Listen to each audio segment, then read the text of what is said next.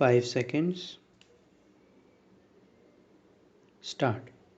Mr. Vice Chairman, first of all, I must place on record my grateful thanks to the University Grants Commission for the work that they have done for the advancement of higher education. They have done good work and in full cooperation with the Education Ministry. This, I think, must encourage state governments to establish university grants commissions or committees in their respective states. What the country needs most is the coordinated efforts of the autonomous university grants commissions working in harmony with the state governments and university authorities. Coordinated efforts are needed to bring about certain uniformity in the standards of university education. Without that, our educational advancement is bound to suffer from various tensions and difficulties. I do agree with my friend that the annual report under discussion is rather a dull report. At least it is not as bright as the two previous reports were. In the previous two reports, the University Grants Commission invited the attention of the nation to certain academic problems, to certain educational needs. Unfortunately, in this report, the University Grants Commission confines its remarks mostly to what has been achieved in the field of university education under the guidance and with the assistance of the University Grants Commission. However, sir, it is not possible for me to agree with Mr. Sanathanam that the University Grants Commission should not extend help to universities for the preservation of manuscripts. Manuscripts are of great importance so far as university libraries are concerned.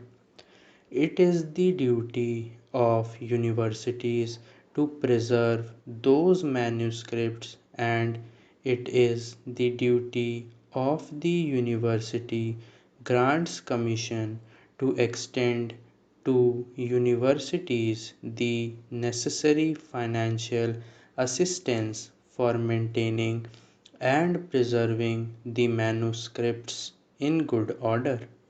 Also, it is not possible for me, sir, to agree with my friend that today universities are enjoying too much of autonomy. I agree with the University Grants Commission, which 2 years ago remarked the freedom is vital for education and democracy. And I personally feel, sir, that on one plea or the other, university autonomy and academic freedom are being restricted rather than being extended as they must be. I do not think, sir, that a social purpose or a social value can be imparted in the teaching by a teacher through the imposition of restrictions on his freedom of thinking. I feel that teachers need academic freedom for discharging their duties in an efficient way. If we take into consideration the affiliated colleges, we will notice that the teachers are subjected to such humiliating conditions that it is not possible for them to discharge their duties to their students, to impart to their students any sense of responsibility or any moral values in their lives.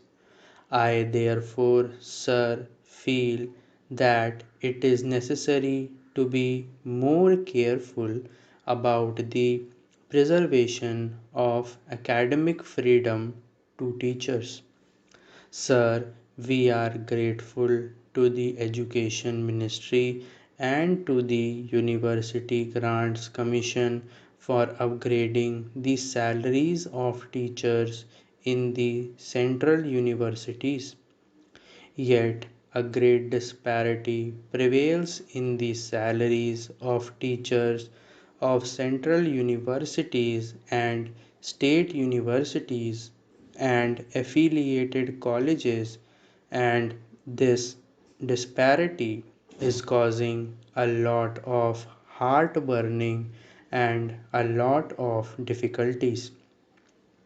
As one connected with education, I may say that there is not such a marked difference in the quality of teachers serving in the central universities and in the state universities and in affiliated colleges as to justify the great disparity in the salaries of teachers of these institutions. I feel, sir, that we must keep in our mind the remarks of the University Grants Commission made in their earlier annual report with regard to teachers' salaries. We are not only to provide adequate salaries to teachers of affiliated colleges but also to teachers of secondary schools. We must remember, sir, that a great majority of students study in affiliated colleges and the quality of education is largely determined by the quality of work that is done in affiliated colleges.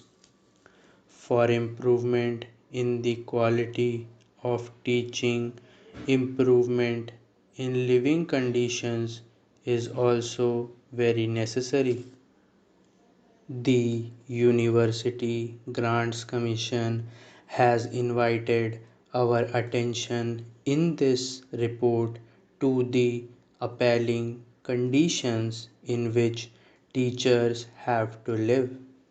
But unfortunately, the University Grants Commission has to admit that it does not seem likely that we shall be able to make any more than the marginal contribution towards this practical need.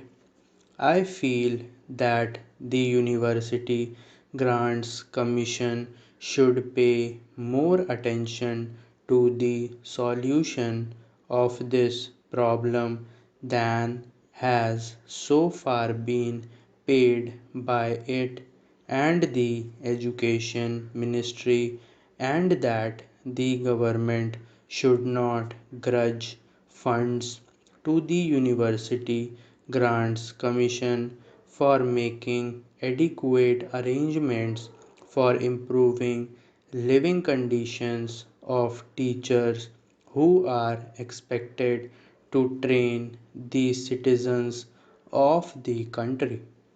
Sir, in the University Grants Commission report, it is maintained that rupees 12,000 should be granted to every affiliated college for the welfare of the teaching staff, and that efforts should be made to provide them with quarters, and that too in the vicinity of the college where they teach.